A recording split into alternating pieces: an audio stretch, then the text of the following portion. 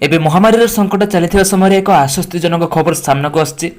तो फ्रेंड्स आपण मैंने जमी जानते कि बर्तमान समय जमी भाव में महामारी व्यापार लगी। तो जो कि प्रत्येक दिन एवं जिते लोक आक्रांत होती ताठू 2 गुणा कम लोक सुस्थ होती। तो फ्रेंड्स आश्वस्तिजनक खबर यह हूँ कि जहाँकि यह महामारी औषध जो दाम थिला ता 27% कमी जाइए एवं यह 27% कम कर कंपानी। तेबे महामारी औषधर दाम केते रही जदि आपण माने जानिया चाहते ताले भिडियोटी को शेष पर्यंत निहाती भाव देखु। एवं जदि आपको भिडियोटी भल लगे गोटे लाइक करने सहित भिडियोटी को जिते पार्टी शेयर करनी। ता सहित आगे केमती अपडेट पाइबा चाहते आम सहित जोड़ी रहतु। चैनल को सब्सक्राइब कर पाखे घंटी चिन्हटी को दबाई दिंतु। तो फ्रेंड्स महामारी प्रकोप बढ़िबार लगी बेले सारा दुनिया में महामारी चिकित्सा पाई औषध खोजा चली। तेबे एहापर महामारी चिकित्सा पाई व्यवहार होउथिबा औषधर मूल्य बहुत अधिक रखा जायतिला। फल महामारी पीड़ितों पाई आहरी संकट बढ़ीगला।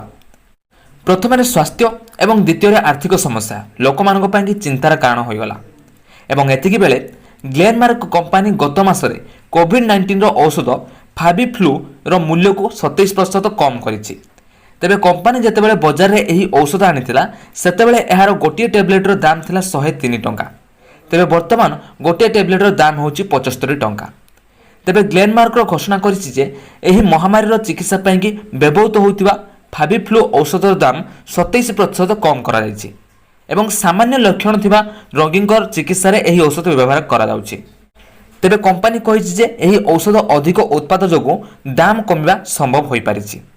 एवं ग्लेनमार्क फार्मार senior vice president and India business head Alok Mallick कहिसंति जे इंटरनाल रिसर्च स्पष्ट होइछि जे कंपानी भारतीय बाजार में फाबिफ्लू नामक एक सबुठारु सस्ता औषध आनिछि एवं अन्य देश मानकरे फाबिपिराविर नामक एक औषध जहां महामारी चिकित्सा पाई व्यवहार करा जाउछि ताहा बहुत महंगा रहिछि एवं दाम ह्रास पाइबा भारत में फाबिफ्लू औषध समस्त महामारी रोगियों पाई उपलब्ध हेबो बोली आशा करा जाउछि।